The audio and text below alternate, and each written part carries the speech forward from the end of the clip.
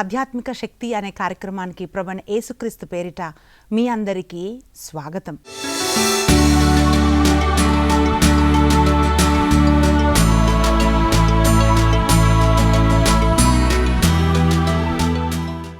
బంధింపబడిన వారిని విడుదల చేయుటకు ప్రభు లోకంలోకి వచ్చారు.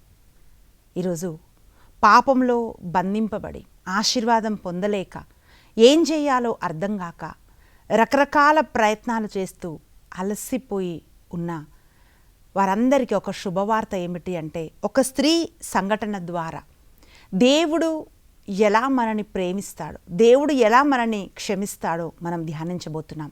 యోహాను సువార్త 8వ అధ్యాయము 1 నుండి 11 వచనాలు మనం ధ్యానిస్తే ప్రియులారా, అక్కడ వ్యభిచారంలో పట్టబడ్డ ఒక స్త్రీ అని ఒక స్త్రీని గురించి మనం ధ్యానిస్తున్నాం. వాక్యం ఏం పలుకుతుందంటే, యేసు ఒలీవా పర్వతమునకు వెళ్ళెను. తెల్లవారగానే ఆయన దేవాలయమునకు రాగా ప్రజలు ఆయన యొద్దకు వచ్చిరి.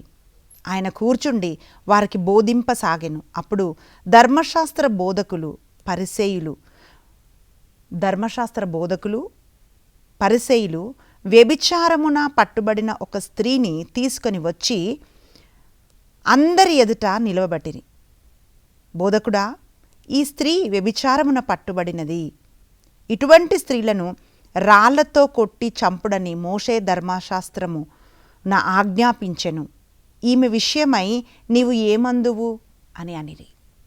ప్రియబిడ్డ, ఈరోజు మన విషయమై ప్రభు ఏమంటాడు, మన విషయమై లోకం ఏమంటుంది, మన విషయమై మనుషులు ఏమంటారు అని మనము ధ్యానించబోతున్నాం. ఇక్కడ మనం ఏం చూస్తున్నామంటే, యేసు ప్రభు కూర్చొని ఆయన బోధిస్తూ ఉన్నాడండి. బోధిస్తుంటున్నప్పుడు ధర్మశాస్త్ర బోధకులు పరిసయ్యులు వ్యభిచారము చేస్తున్నప్పుడు ఒక స్త్రీని పట్టుకున్నారండి. అన్ యాక్ట్ ఆఫ్ అడల్టరీ అని మనం చూస్తున్నాం. అంటే వ్యభిచారం ఎప్పుడో చేసి వ్యభిచారం కాదు, వ్యభిచారం చేస్తున్నప్పుడు పట్టుకున్న ఒక స్త్రీని తీసుకొని యేసుప్రభు దగ్గరకు వచ్చారు. వచ్చి వాళ్ళు ఏమంటున్నారంటే, అయ్యా, వ్యభిచారంలో పట్టుబడ్డ స్త్రీకి ధర్మశాస్త్రం ప్రకారము రాళ్ళేసి కొట్టి చంపాలి కదా, మరి ఈమె విషయమై నువ్వేమంటావు అని అడుగుతున్నాడు. పిల్లరా, మనం ఏం చూస్తున్నామంటే, ఈమె పాపము చేత పట్టబడ్డది, వ్యభిచారంలో పట్టుకోబడి ప్రభు యొద్దకి ఆమెను ఎలా తీసుకొని వచ్చారంటే, అప్పుడే ఆమె వ్యభిచారం చేస్తున్నప్పుడు పట్టుకున్నారు కనుక ఆమె సరిగ్గా డ్రెస్ వేసుకోలేదో, లేక ఆ భయముతో వణుకుతో ఆమె ఎట్లాంటి ఒక పరిస్థితిలో ఉందో ఉన్న పలానా ఆమెను ఈడ్చుకొని వచ్చారు యేసు ప్రభు దగ్గరికి. అంటే అవమానముతో ఫస్ట్ ఆమె పాపంలో పట్టబడ్డది. రెండోదిగా మనం చూస్తే ప్రియులారా, అవమానముతో ఆమె ఉన్నది. వాక్యం పలుకుతాంది. లూకాసు వార్త 12వ అధ్యాయము 3వ వచనం మనం చూసినట్లయితే వాక్యం ఇట్లా పలుకుతుంది. లూకాసు వార్త 12వ అధ్యాయము 3వ వచనం ఇట్లా తెలియజేస్తుంది. దాచబడినది ఏదియు బయటపడకపోదు, రహస్యమైనది ఏదియు బట్టబయలు కాకపోదు.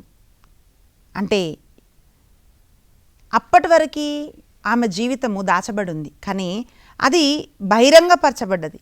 రహస్యమైన పాపం బయటకు వచ్చినప్పుడు అవమానం కలుగుతుంది. పిల్లరా, అవమానముతో ఈమె ఉంది. అయితే ఈమె చేసిన పాపానికి ఏమిటి శిక్ష అని మనం చూస్తే వాక్యం ఏం పలుకుతుందంటే, ద్వితీయోపదేశ కాండము 22వ అధ్యాయము 23-24 వచనాలు ఇలా పలుకుతున్నాయి. ద్వితీయోపదేశ కాండము 22వ అధ్యాయము 23-24 వచనాలు. ఎవడైనా మరి ఒకనికి ప్రదానము చేయబడిన యువతిని నగరమునందు కూడినట్లు తెలియవచ్చిందనుకొనుడు. వారిరువురిని నగర ద్వారము చెంతకు కొనిపోయి రాళ్లతో కొట్టి చంపుడు. నగరమునందే ఉండి సహాయము కొరకు కేక వేయలేదు కనుక ఆ యువతిని పొరుగువానికి ప్రదానం చేయబడిన బాలికను చెర్చెను గనుక ఆ పురుషుడును చంపదగినవారు. ఆ రీతిగా మీరు ఈ చెడుని మీ మధ్య నుండి వదిలించుకొనుడు అని మనం చూస్తున్నాం. ప్రియులారా, ఇంత భయంకరమైన శిక్షణ అని మనం చూస్తే లేవికాండం 20వ అధ్యాయం 10వ వచనంలో కూడా వాక్యం ఇట్లా పలుకుతుంది. ఎవడైనను ఇతరుని భార్యతో వ్యభిచరించనేని ఆ ఇరువురిని చంపవలసినదే అని ధర్మశాస్త్రం బోధిస్తుంది. ఎందుకు ప్రభు ఇలాంటి ఇది చదువుతున్నప్పుడు ఏంటి, ఇప్పుడైతే ఈ తప్పుని ఎఫ్ఐఆర్ అని ఒక చిన్న మాటతో చెప్పేస్తున్నాం. అంటే అతనికి ఎఫ్ఐఆర్ ఉందంట, ఆమెకి ఎఫ్ఐఆర్ ఉందంట అని చెప్పి ఒక చిన్న మాటతో చెప్పేస్తున్నాం. కానీ ఎందుకు ప్రభు ఇంత భయంకరమైన శిక్ష వాళ్ళకి, తప్పులో పట్టుబడిన వాళ్ళకి విధించాలని ఎందుకు ప్రభు కోరారని మనం చూస్తే ప్రియులారా, వివాహం యొక్క వ్యవస్థని కాపాడటానికి, వివాహం యొక్క ఘనతని కాపాడటానికి, పరిశుద్ధత కాపాడటానికి.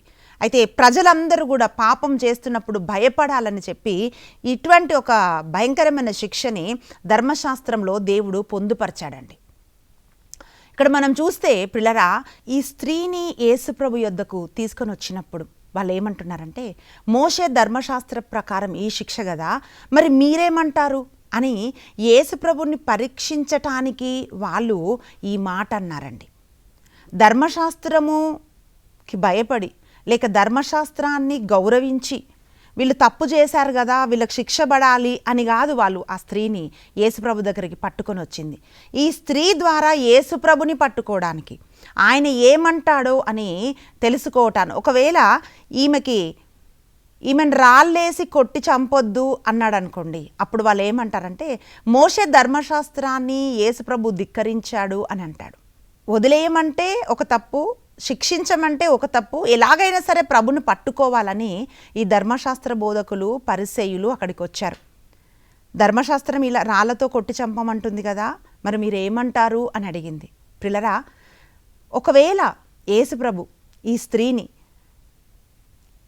రాళ్ళతో కొట్టి చంపండి అని చెప్తే ప్రభు వచ్చి ఈ లోకానికి వచ్చిన ఉద్దేశం నెరవేర్చబడదు. ఎందుకంటే పాపులను రక్షించటానికే ఆయన ఈ లోకంలోకి వచ్చాడు.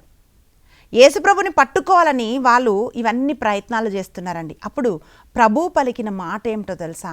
ఆయన అంటున్నాడు, ఇదిగో మీలో ఎవరైతే పాపం చేయలేదో, వాక్యం ఇట్లా పలుకుతుందండి, యేసు వంగి వేలుతో వ్రాయసాగిరి. వారు పదే పదే అడగగా ఆయన లేచి, మీలో పాపము చెయ్యని వాడు మొట్టమొదట ఆమె మీద రాయి వేయవచ్చును అని చెప్పి మరలా వంగి నేల మీద వ్రేలితో వ్రాయసాగెను అని మనం చూస్తున్నాం. ప్రియులారా, ప్రభువు పాపులని రక్షించటానికి, పాపంలో పట్టబడ్డ మనుషులని విడిపించటానికి ఆయన ఈ లోకంలోకి వచ్చాడు. అందుకే ఆయన ఏమంటున్నాడంటే, ప్రతి ఒక మనిషి పాపం అంటే యూనివర్సల్ ప్రాబ్లం ఏంటంటే పాపం అండి. చిన్న పిల్లల మొదలుకొని వృద్ధాప్యంలో ఉన్న వాళ్ళ వరకు ఎవరైనా ఏదైనా తప్పించుకోలేనిది అని ఏంటి అంటే అది పాపం మాత్రమే ప్రియులారా. ప్రతి ఒక్క మనిషి ఏదో ఒక విధంగా పాపం చేసి సాతాను చేతిలోకి పట్టబడుతున్నాడు. అయితే పాపం చేయడం మనిషికి తెలుసు, కానీ పాపం నుంచి విడిపించబడటం మనిషికి తెలియదండి. అందుకనే ప్రభు ఏమంటున్నాడంటే, మీలో ఎవరు పాపం చేయలేదో వాళ్ళు మొట్టమొదట రాయి విసిరండి అంటున్నాడు. ప్రియులారా, ఇక్కడ వీళ్ళు స్త్రీని మాత్రమే ప్రభు యొద్దకు తీసుకొని వచ్చారు, కానీ ఆ స్త్రీతో పాపం చేస్తున్న పురుషుణ్ణి మాత్రము తీసుకొని వాళ్ళు రాలేదండి. అంటే లోకం ఎప్పుడు కూడా న్యాయం చేయాలని ఎప్పుడు చూడదండి.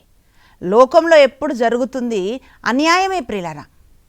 ఈ స్త్రీని మాత్రం తీసుకొని వచ్చారు, కానీ ఆ పురుషుణ్ణి మాత్రము తీసుకొని రాలేదు. అంటే మనం ఇక్కడ ఏం చూస్తున్నామంటే, పాపం చేసిన ఒక వ్యక్తిని లోకం ఎలా చూస్తుంది, పాపం చేసిన ఒక వ్యక్తి తను ఎలా చూసుకుంటాడు, పాపం చేసిన ఒక వ్యక్తిని ప్రభు ఎట్లా చూస్తాడు అని 3 సందర్భాలు మనము ఇక్కడ ఈ వచనాల ద్వారా మనం నేర్చుకోవచ్చు.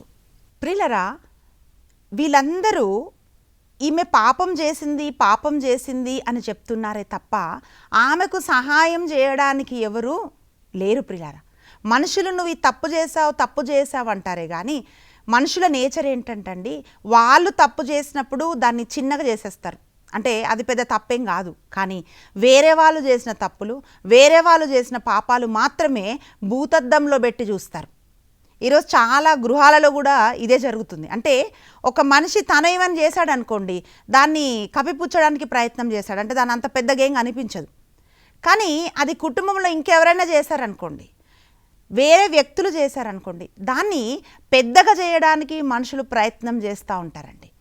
ఈ స్త్రీ వ్యభిచారంలో పట్టుబడ్డది, పాపం చేస్తున్నప్పుడు పట్టుబడ్డది. కానీ అక్కడున్న వాళ్ళందరూ, అప్పుడు ప్రభు చెప్పిన మాట ఏంటంటే, మీలో పాపం చెయ్యని వాడు మొట్టమొదట రాయి విసిరండి అని. అంటే అక్కడ మనం ఏం చూస్తున్నామంటే, ఒక స్త్రీని పట్టుకున్నారు, వ్యభిచారం చేస్తున్నప్పుడు పట్టుకున్నారు. మరి యేసు ప్రభు ఏం శిక్ష విధిస్తాడో, ఏం జరుగుతుందో అని చెప్పి ఆ ఊరంతా కదిలి వచ్చి ఉండొచ్చండి. ప్రభు పలికిన ఆ మాట ఏమిటి అంటే, మీరెవ్వరు మొదట రాయి విసురుతారో విసిరండి, పాపం లేని వాళ్ళు అని చెప్పినప్పుడు అక్కడ వాక్యం ఏం పలుకుతుందంటే, ఒక్కొక్కరిగా అందరూ అక్కడి నుండి అందరూ వెళ్ళిపోయారంట. ఏ ఒక్కరు కూడా ఆమె మీద రాయి విసరలేదు అని మనం చూస్తున్నాం. అంటే ప్రియులారా, కేవలము పాపంలో పట్టుబడ్డ స్త్రీ మాత్రమే కనిపించింది. కానీ యేసు ప్రభు ప్రశ్నించినప్పుడు ఎవ్వరు కూడా అక్కడ నిలబడలేకపోయారండి. అంటే వాళ్ళందరూ వ్యభిచారం చేశారా? వాళ్ళందరూ పట్టుబడ్డారా? కాదండి. వాక్యం పలుకుతుంది, ఆయన ముఖకాంతిలో మన రహస్య పాపాలు కనబడుతున్నాయి. ఈమె వ్యభిచారం చేసింది అని చెప్పి మాత్రం వాళ్ళు చెప్పారు. కానీ ఒక్కొక్కరు అక్కడున్న వాళ్ళు చేసిన ప్రతి తప్పు, ప్రతి పాపం ప్రభువుకు తెలుసు. ప్రియ సహోదరి, ఈరోజు లోకం ఎట్లా చేస్తుందంటే, కొన్నిసార్లు మనుషులు తెలిసి, కొన్నిసార్లు తెలియక, కొన్నిసార్లు పొరపాటు చేసి పాపంలో చిక్కబడినప్పుడు మనుషులు పదే ఆ మాటనే చెప్తూ వాళ్ళు కృంగదీస్తూ ఉంటారు. కానీ ఎవ్వరు కూడా బయటికి రావడానికి సహాయం చేసేవాళ్ళు చాలా తక్కువండి. అప్పుడు ప్రభు ఏమన్నాడంటే, అమ్మా వాళ్ళెవ్వరూ నీ పైన రాయి వేయలేదా అని ప్రభు అడిగాడు. ప్రియులారా, అక్కడ వాక్యంలో మనం చూస్తున్నాం, ఆ మాటలు విని అచట ఉన్నవారు పెద్దలు మొదలుకొని ఒకరి వెంట ఒకరు అందరూ వెళ్ళిపోయారు. పెద్దలంటే ఎవరండి? పరిసయ్యులు, ధర్మశాస్త్ర బోధకులు. అంటే ఏం చేస్తాడో చూద్దామని వచ్చిన వాళ్ళందరూ కూడా అక్కడ నుండి వాళ్ళు వెళ్ళిపోయారు. అందరూ వెళ్ళిపోగా ఎదుట నిలిచిన స్త్రీతో యేసు మాత్రమే ఉండిపోయాను. ఆయన తల ఎత్తి, అమ్మా వారందరూ ఎక్కడా? ఎవరు నీకు శిక్ష విధింపలేదా అని ప్రశ్నించాను. ఎవ్వరూ లేరండి. ప్రభు ముందు ఆమె మాత్రమే నిలబడింది. ప్రియులారా, ఈరోజు ప్రతి ఒక్కరు ఏదో ఒక రోజు మనం అందరము ప్రభు ముందు నిలబడాలి. ఈరోజు యూనివర్సల్ ప్రాబ్లం ఏమిటి అంటే పాపమే. ప్రియులారా, భయంకరంగా పాపం పెరిగిపోతుంది. పాపం మనుషుల్ని బంధించేస్తుంది, కుటుంబాలని బంధించేస్తుంది, యవనస్తుల్ని బంధించేస్తుంది. ఏదో ఒక రకంగా మనుషులు ఎక్కడో ఒక చోట చిక్కుబడటానికి పాపం ప్రయత్నిస్తూ ఉంది. ప్రియులారా, పాపం నుంచి విడిపించేది ఎవరు అని అంటే కేవలము యేసు ప్రభు మాత్రమే మనల్ని పాపం నుండి విడుదల చేస్తాడు. ఆయన రక్తం మాత్రమే మనల్ని పాపం నుంచి విడుదల చేస్తుంది. ప్రియ సహోదరి, ఆ స్త్రీ ప్రభు ముందు నిలబడి ఎవ్వరూ నన్ను ఏమీ చేయలేదు అని అంటుంది. ఈమె జీవితంలోంచి మనం నేర్చుకుంటున్న పాఠం ఏమిటి అంటే, అందరూ పాపము చేసి దేవుడు అనుగ్రహించు మహిమను పొందలేకపోతున్నారు అని బైబిల్ చెప్తాంది. ఏదో ఒక రకంగా అందరూ పాపంలో పడిపోతున్న వాళ్ళే, పాపానికి గురి అవుతున్న వాళ్ళే. పిల్లరా, వాక్యం ఏం తెలియజేస్తుంది అంటే, నాలో ఏ పాపం లేదు అన్నవాడు దేవుణ్ణి అబద్ధికుడుగా చేస్తున్నాడు అని వాక్యం పలుకుతుంది. అక్కడ ఉన్న వాళ్ళు ఎవరు కూడా నాలో ఏం పాపం ఉంది, నేను దొరికిపోయానా అని ఎవరు అనలేదండి. ఎందుకంటే వాళ్ళ అంతరాత్మకు తెలుసు, వాళ్ళ మనసుకు తెలుసు వాళ్ళు ఏ స్థితిలో ఉన్నారో. కాబట్టి అందరూ అక్కడి నుండి వెళ్ళిపోయారండి. ఈ స్త్రీ జీవితంలోంచి మనము కొన్ని పాఠాలు మనం నేర్చుకుంటున్నామండి. మొట్టమొదటిగా ఏంటి అంటే, తీర్పు చేయకుడి, అప్పుడు మీరు తీర్పు విధించబడతారు. ఆమెకు తీర్పు చేయటానికి చాలామంది వచ్చారు. అప్పుడు ప్రభు అడిగాడు, మీరెవరు తప్పు చేయలేదా, మీరెవరు పాపం చేయలేదా అన్నప్పుడు ప్రియులారా అక్కడి నుండి అందరూ వెళ్ళిపోయారు. ప్రియ సహోదరి, ఈరోజు మనుషులు నిన్ను తీర్పు తీరుస్తున్నాడా? అయితే ప్రభు అంటున్నాడు, ఇదిగో నేను నిన్ను తీర్పు తీర్చేవాడిని కాను. నువ్వు ఏ స్థితిలో ఉన్న ఆ స్థితిలో నేను అర్థం చేసుకునేవాడిని. నీవు నా యొద్దకు రమ్ము అని ప్రభు ఆహ్వానిస్తున్నాడు. అందరూ చేతులు రాయి తీసుకొని నిలబడ్డారండి. కానీ ప్రభు చెప్పినప్పుడు వాళ్ళందరి కింద రాయి పడేసి వెళ్ళిపోయారు. ఈరోజు మనుషులు రకరకాల రాళ్ళు నీ పైన వేస్తున్నారేమో, రకరకాల మాటలతో నిన్ను గాయపరుస్తున్నాడేమో. నువ్వు ప్రభు యొద్దకు వచ్చినప్పుడు ఆ గాయాలేవి నీకు తగలకుండా ప్రభు నిన్ను విడిపిస్తాడు. అందరూ వెళ్ళిపోయారు. ప్రభు ముందు ఆ స్త్రీ మాత్రం నిలబడ్డది. ఒకరోజు ప్రియులారా, నీవు నేను మనమందరము ప్రతి ఒక్కరము ప్రభు ముందు నిలబడి మనము జవాబు చెప్పే ఒక సమయం వస్తుంది ప్రియబిడ్డ. అందుకనే ఇప్పుడే మనము ప్రభు యొద్దకు రావాలని ఆయన ఆహ్వానిస్తున్నాడు. ఆయన అంటున్నాడమ్మా, వాళ్ళెవ్వరూ నిన్ను శిక్షించలేదా, అయితే నేను కూడా నిన్ను శిక్షించను అని అంటున్నాడు. ప్రియుడా, మనం చేసిన పాపాలకి మనం పొందుకోవాల్సిన శిక్షను ప్రభువు పొందుకున్నాడు మనము విడుదల కావటానికి. ఆ స్త్రీని శిక్షకు అంటే మరణానికే ఆమె అర్హురాలు. కానీ ప్రిలరా, ఆ మరణం నుండి ప్రభు ఆమెను విడిపించి ఆయన అంటున్నాడమ్మా, నేను నిన్ను క్షమించాను. ఒక చక్కటి మాట అండి. లేదు ప్రభు అని ఆమె సమాధానం ఇచ్చినందుకు యేసు, నేనును నీకు శిక్ష విధింపను, వెళ్ళుము, ఇక పాపము చెయ్యకుము అని చెప్పాను. ప్రిలరా, యేసు ప్రభు ఉన్నవారికి ఏ శిక్షా విధి లేదు అని రోమిల్ రాసిన లేఖ 8వ అధ్యాయం 1వ వచనం పలుకుతా ఉంది. ఈరోజు మనుషులు మనని కండెమ్ చేస్తారు, ఖండిస్తారు, అంటే మనకు శిక్ష పడాలని చూస్తారు. కానీ ప్రభు ఏమంటున్నాడంటే, నీకు పడవలసిన శిక్షను నేను పొందుకొని నిన్ను విడుదల చేస్తున్నాను, నీ పాపాలన్నిటినీ నేను క్షమిస్తున్నాను, నీకు ఏ శిక్షా విధి లేదు అని ప్రభు అంటున్నాడు. పిల్లరా, అప్పటి వరకు ఆమెను అక్కడికి తీసుకొని వచ్చినప్పుడు ఆమె పట్టుబడ్డ క్షణం నుండి ఎంతమంది ఎన్ని రకాల మాటలు ఆమెను అన్నారో, ఏమేం తిట్టారో మనకు తెలియదండి. కానీ యేసు ప్రభు ఆమెను ఏమని పిలుస్తున్నాడంటే, ఒక గౌరవంతో ఆమెను పిలుస్తున్నాడు. ఆయన అంటున్నాడు అమ్మా అని ఆమెను సంబోధిస్తున్నాడు. ప్రియబిడ్డ, ఆ ఒక్క మాట చాలు ఆమె జీవితము మారిపోయింది. అందరూ దూషిస్తున్నప్పుడు భయంకరమైన పరిస్థితిలో యేసుప్రభు ఆమెను అమ్మా అని పిలిచినప్పుడు ఆమె హృదయంలో కలిగిన ఆ మార్పు, హృదయంలో కలిగిన ఆ సంతోషం ప్రిలరా, అది వర్ణించలేనిది. ఈరోజు ప్రియబిడ్డ, మనుషులందరూ నిన్నట్లా చూస్తూ ఉన్నప్పుడు ప్రభు యొద్దకు వచ్చినప్పుడు ప్రభు నీకు ఆదరణ కలగజేస్తాడు. ఒకరోజు ఒక స్త్రీ నాతో వచ్చి చెప్తున్న మాట ఏంటో తెలుసా? అక్క, నేను చాలా భయంకరమైన పాప జీవితంలో నేను ఉండేదాన్నక్క, కానీ నేను ప్రభువుని నమ్ముకున్నప్పుడు నా జీవితాన్ని నేను మార్చుకున్నాను. నేను చర్చ్కి వెళ్ళినప్పుడు అక్కడ అందరూ సిస్టర్ అని పిలుస్తూ, అక్క అని పిలుస్తూ వాళ్ళు సంబోధిస్తున్నప్పుడు ఆ మాట నన్ను మార్చేసింది అని చెప్పి ఆ సహోదరి తన వ్యక్తిగత జీవితంలోని కొన్ని అనుభవాలు పంచుకుంటున్నప్పుడు నాకు ఈ వ్యభిచారంలో పట్టుబడ్డ స్త్రీ నాకు గుర్తొచ్చింది. ప్రియబిడ్డ, గౌరవం లేని నీకు గౌరవాన్ని ఇచ్చేది ప్రభు. త్రోసివేయబడ్డ నిన్ను మూలరాయిగా నిలబెట్టేవాడు ప్రభు. ఆమె ఏమన్నదో తెలుసా? ఎవ్వరు నన్ను చూస్తే నాతో పాపం చేయాలనుకున్న వాళ్ళే, కానీ ఆ పాపం నుంచి నేను బయటికి రావడానికి నాకు సహాయం చేసిన వాళ్ళు ఎవ్వరూ లేరక్క. దేవుని వాక్యం వింటున్నప్పుడు ఆ ప్రభువు నన్ను ప్రేమిస్తున్నాడని నేను గ్రహించాను. నేను ఇదంతా విడిచిపెట్టేశానక్క, నాకు దేవుడే నా జీవితం అని చెప్పి ఆమె అంటూ ఉన్నప్పుడు, ప్రిలరా, ఎన్నో సంవత్సరాల క్రితం రాయబడిన ఈ వాక్యం ఇప్పుడు కూడా మనుషుల జీవితంలో ఎట్లా ఫలిస్తుందో అది చూసి నేను అది వింటున్నప్పుడు నేను ఆశ్చర్యపోయాను. ఆమె ఇంకా అనేకమైన విషయాలు చెప్తూ ఉంటున్నప్పుడు ఆ మంది ఇక ప్రభు కోసం జీవించాలని నేను నిర్ణయం చేసుకున్నానక్క. అందుకే నేను వాక్యంలో ప్రార్థనలో ఎక్కడ ప్రార్థన నేను పరిగెత్తుకొని వెళ్తానక్క. నా సొంత ఇంటి వాళ్ళే నన్ను త్రోసేశారు, నా అంటే పాపం ద్వారా వచ్చిన డబ్బుని అందరు అనుభవించారు, కానీ మనుషులు ఇట్లా అంటున్నప్పుడు అందరు నన్ను తృణీకరించేశారక్క, నాకెవ్వరు లేరక్క, ఇప్పుడు నా దేవుడు ఉన్నాడు అని చెప్పి ఆ అమ్మాయి అంటూ ఉంటున్నప్పుడు ఆమె హృదయంలో ఆమె మాటల్లో ఆ ధైర్యం, ప్రియబిడ్డ, ప్రభు పరిశుద్ధతలోకి పిలుస్తున్నాడు. ఆయన అంటున్నాడమ్మా, నేనును నిన్ను శిక్షించను, ఇక పాపము చెయ్యకుము అని ప్రభు పలికాడు. ప్రియబిడ్డ, ఈరోజు నీవు కూడా పట్టబడ్డావా? సాతాను నిన్ను పాపంలో పట్టేశాడా? ఎలా బయటికి రావాలో అర్థం కాని ఒక స్థితిలో నువ్వు ఉన్నావా? ఇది ఎప్పుడు బయటకు వస్తుందో, నా పాపం ఎప్పుడు బయటపడుతుందో, నేనేం చెయ్యాలో అని నువ్వు కలత చెందుతున్నావా? ప్రియబిడ్డ, పాపాన్ని క్షమించే అధికారం మనుష్య కుమారుడికి ఉందని మార్కు సువార్త 2:10 వాక్యం పలుకుతుంది. నీ పాపాలన్నిటినీ క్షమించగలిగిన దేవుడున్నాడు.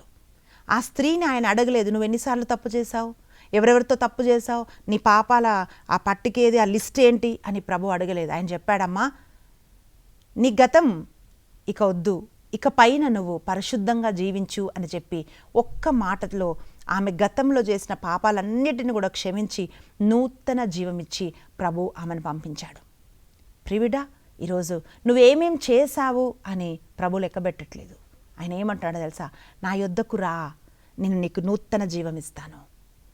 అవమానంలో ఉన్నావా, నీకు ఘనతనిస్తాను. పాప భారంతో ఉన్నావా, దాని నుంచి నేను విడుదల చేస్తాను అని ప్రభు పిలుస్తున్నాడు. నీకు ఇంకొక అవకాశం దేవుడిచ్చినప్పుడు ప్రియుడా, ఆయన యొద్దకు నువ్వు మళ్ళాలి. పాపం అంటే కేవలం వ్యభిచారం మాత్రమే కాదు. ప్రతి ఒక్కడు పాపం చేసి దేవుని మహిమను పొందలేకపోతున్నాడని వాక్యం పలుకుతోంది. నీతిమంతుడు ఒక్కడూ లేడు అని వాక్యం తెలియజేస్తుంది. అందుకే దివ్యబలి పూజలో మనం ప్రార్థన చేస్తాం కదా, తలంపు చేత, వాక్కు చేత, క్రియల చేత, అశ్రద్ధ చేత, అయ్యా నేనేం పాపం చేశానో క్షమించమని దివ్యబలి పూజలో మన పాపాలు మనం ఒప్పుకుంటాం కదా ప్రియ సహోదరి. అలా ఏది మనలో ఉన్నా కూడా వాటన్నిటి నుంచి విడిపించే దేవుడు మనం కలిగి ఉన్నాం. కళ్ళు మూసుకుందాం, మనం ప్రార్థన చేస్తాం. ఎందుకంటే మనుషులకు ఎవ్వరికీ అర్థం కాదు మనం ఏ స్థితిలో ఉన్నామో, నీ ప్రభుకి మాత్రమే అర్థమవుతుంది. స్తోత్రము నాయన, పరిశుద్ధాత్ముడా నా తండ్రి. మనుషులందరూ పై రూపాన్ని చూస్తారు కానీ హృదయ అంతరంగం ఎరిగిన దేవుడవయ్యా, రహస్య జీవితం ఎరిగిన దేవుడవు నా తండ్రి. ఈరోజు నీ బిడ్డలు ఎవరెవరైతే పాపంలో పట్టబడి బయటికి రాలేక ప్రయత్నాలు చేస్తూ విఫలమై ప్రభువా సైతాను బంధించి నా తండ్రి నాయన, అయ్యా ఇదిగో పాపము యొక్క వేతనము మరణమని పాపానికి నా తండ్రి నాయన సాతాను మనుషుల్ని నడిపిస్తున్నాడేమో నా తండ్రి. అటు వారందరినీ కూడా ఈ క్షణం మీరు విడుదల చేయమని అడుగుతున్నాను ప్రభువా. నశిస్తున్న దాన్ని వెదికి రక్షించడానికి ఈ లోకంలోకి వచ్చావు నా తండ్రి, నీకు స్తోత్రం ప్రభువా. అయ్యా ఇదిగో ఎవరెవరైతే నాయన అయ్యా పట్టబడి ఉన్నారో ప్రభా, ఎవరి చేతిలో చిక్కుకొని ఉన్నారో నాయన, బయటికి రాలేక నా తండ్రి నాయన ఇది సతమతమైపోతున్నారో ప్రభా, అటు వారందరినీ కూడా మీరు దర్శించి అయ్యా ఇదిగో వారిని విడిపించమని, ఆ స్త్రీకి ఎలాగైతే ఒక పరిశుద్ధమైన జీవితం జీవించే పిలుపుని అవకాశాన్ని ఇచ్చావో నాయన, అటువంటి ఇంకొక అవకాశం మీరు కలగజేయమని యేసు క్రీస్తు బలమైన నామమున ప్రార్థించి అడిగి వేడుకుంటున్నాం తండ్రి, ఆమేన్.